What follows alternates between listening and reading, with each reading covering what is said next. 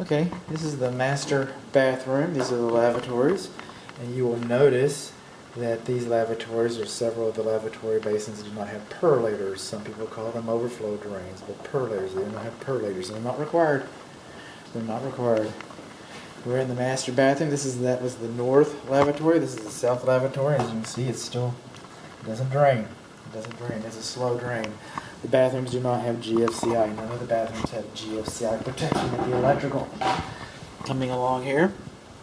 I don't know if you can see that real good. Let me see if I can put a little light on the subject. Very prepared here.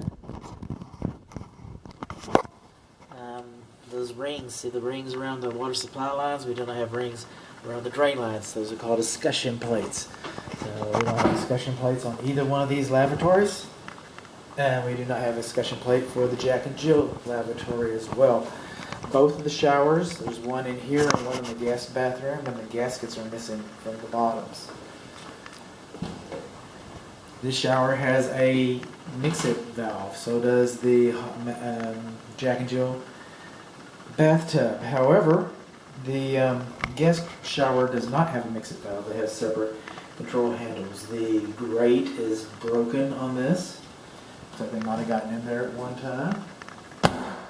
The bathroom, I cannot ascertain that this window is tempered safety glass.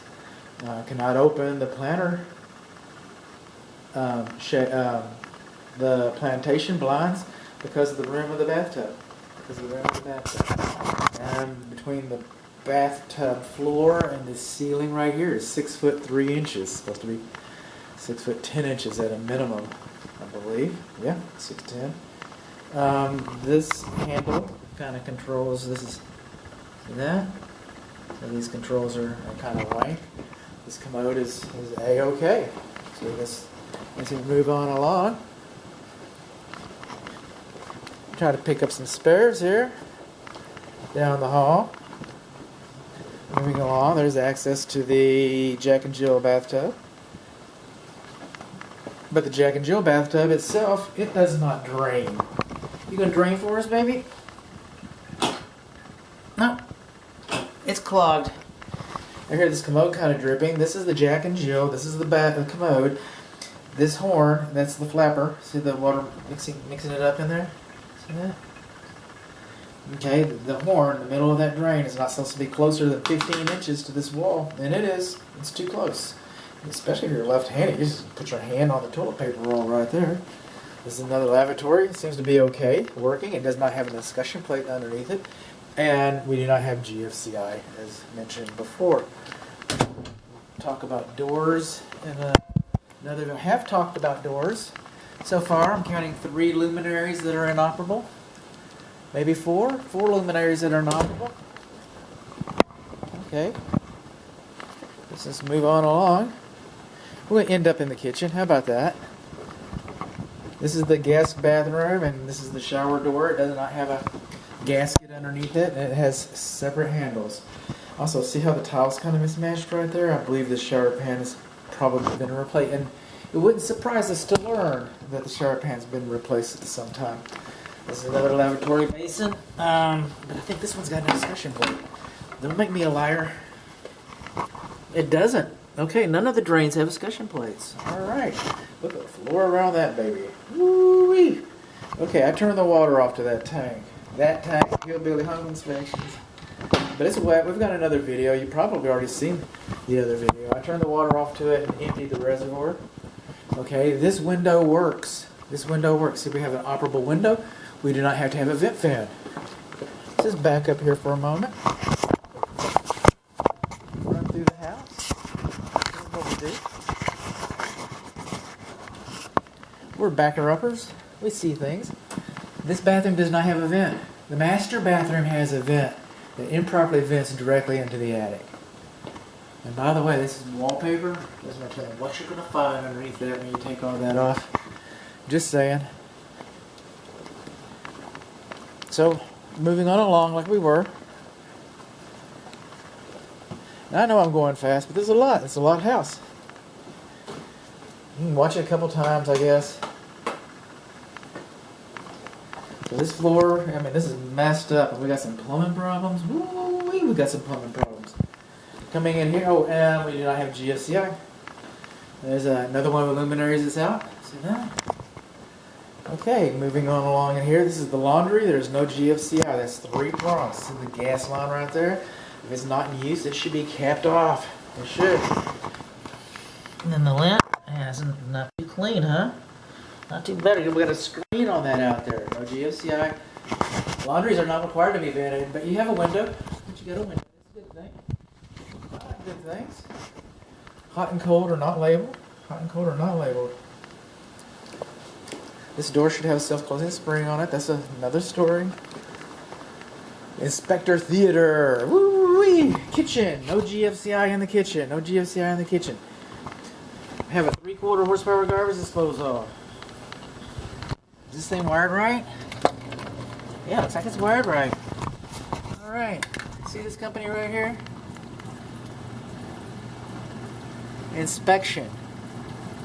Bug stop. It says complete services. But this was just for an inspection. Why would somebody do that?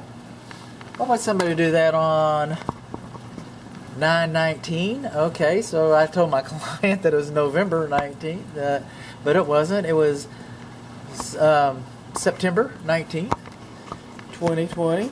Why would they do that? Well, a lot of home inspectors, unlike myself, who has his own pest control license, they hire companies to come with them. I can't say that I know this was inspected for termites, but I cannot say that, and that logo, man, somebody ripped off Roland. Okay. This is the Terminex. They've treated this with Primus. They treated this property with Primus in 2001. That's supposed to be a permanent. It's a lifetime treatment. It's supposed to be. There's other products too, by the way, but for all products, this is the dishwasher. We'll run it through its courses. It's got an anti-siphon loop. I'm going to say that it's not GFCI protected. Wasn't required when this kitchen was built. I'm going to say that you don't have electric service disconnect, and that's kind of a call on a house this vintage. It might be hardwired back there, but I can't pull it, so I can't pull it back. I'm just going to go ahead and call it. There's another light. There's a fluorescent light that doesn't work. Coming along. This handle is broken on this refrigerator. I did not break this handle. I did not do that. That wasn't me. Refrigerators are beyond the scope of this inspection, but what you want to do with this refrigerator, if you're keeping it, you're going to keep this refrigerator, okay, you want to fix the handle. But besides the handle, you want to clean the coils. You want to clean the water filter going to the ice maker. It needs to be serviced. This is mechanical equipment, just like an air conditioner. It needs to be serviced. Just saying. Coming along here, here's the vent fan. It's connected to the microwave. Well, what's happening here is that's cloth tape. Not supposed to have cloth tape on a vent pipe. Spontaneous combustion. You have a fire in here. You already got a bad day. I get that. Just like the joke with the electric service panel being screwed into place. But still, you know, you got a fire in here, and the tape melts down, and now you got a fire in your cabinet, and you got big problems. This is the electric cooktop. We've got a little issue here with the electric cooktop. Not a big one. Not a big one. Coming in here. You can see the flexible conduit right there on the box. See the tape around that? The conduit's supposed to go into the box. You shouldn't have to tape that up like that. That's just hanging out loose. It's like zipping up your pants. You don't want to walk around like that.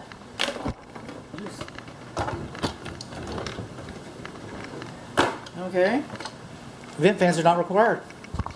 However, if they are required, then the code says that this should be no closer than the cooktop than 24 inches. That's way closer than 24 inches. Now the manufacturer might say, and I don't have the manufacturer's instructions, the manufacturer might say that this corner shouldn't be any closer than 35 inches. Well, let's look at that. Let's look at that while we're here. And different manufacturers may say different things. This is GE. I might have been used to Frigidaire. Right here. 31 inches. I'm willing to bet, even by the manufacturer's specifications, that's too close. Well, I'm not going to bet a lot, but I would venture to say, all right, and what if you got a big pot of gumbo over here? What if your cooking a turkey or whatever, you're doing those things. How are you going to do that? You're not going to do that very well. Okay, let's turn you off here. Be nice and warm. That's the convection. I just do regular ovens. I don't do convection.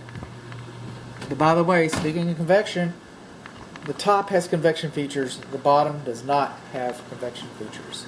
So what happened when this house was being built and was being framed out, these boxes were brought out. So that when they put the sheetrock in, then we could put the covers on and everything would be nice and flush and beautiful. Now we've come along with this beautiful splash block, the sandstone. It's kind of neat. But see how much it sticks out like that? So what's happened over here? I don't know. Let's look. Yay! All right. Well, here we are looking. See that big gap right there? That compromises your fire blocking. Now they sell these little things called extenders. Some people call them goof rings. They sell these little things called extenders and they stick in. I'm going to have a link in the inspection report that shows you what they are, what to look for, what to ask for, how to install them. And they cost about $2 a piece. It's 2, 4, 6, 10. It's about $16. You're not going to get them for $16. They're going to charge you tax and all that. That's how they get you. But what I'm saying is for about $20 you can make all this right. And if I hadn't popped this off, because I know to pop it off, but if I hadn't popped this off, a lot of home inspectors don't. We're not required to. Not required to. If I hadn't popped this off, then you'd have never known. You'd never known. What else are we going to go here? I got to run there. I have not run the microwave yet, so that we might have more to report. I have not run the broilers yet. I'm going to do that. But really what I wanted to knock out right now is the plumbing. We got the water heaters. There's 2 water heater videos. So we got the water heaters. By the way, while we're at it, I'll just kind of show them to you. I have abandonment issues. I can't stop. Come on, bud. Turn it on. We're in the garage. This is where one of them is, in the closet. This is the one that's got asbestos vent pipe. It's got tape on the vent pipe. Actually, I don't know. They got screens in them. They're not allowed anymore. Soldered too close. Safety pans. Neither safety pan has an overflow drain. Neither water heater has a sediment trap. Both of them have care and use manuals. I'll get the dates. These are supposed to be insulated. This one drains right into the garage, just like that. That's not good. You know when you have a problem, I guess. I guess that's one thing about it. I wouldn't call it a good thing. Moving on along, this is the fireplace. That's kind of plumbing. The gas line comes on. We'll talk about that in a little bit. Moving along, now we're in the hallway. This is the south water heater. And it has all the same issues, only different. I mean, same, only different. What's different? Well, what's different is the drain water does go to the exterior, but it's too high. What else is different? It does not have that weird vent pipe that I'm concerned about. And the temperature pressure drain line, it goes up and makes a trap. And then that's flexible drain, which there's some discussion, as in the other video, but the fact is that it's threaded. And both of these, I don't know if that one in the garage counts, but both of these should have a vapor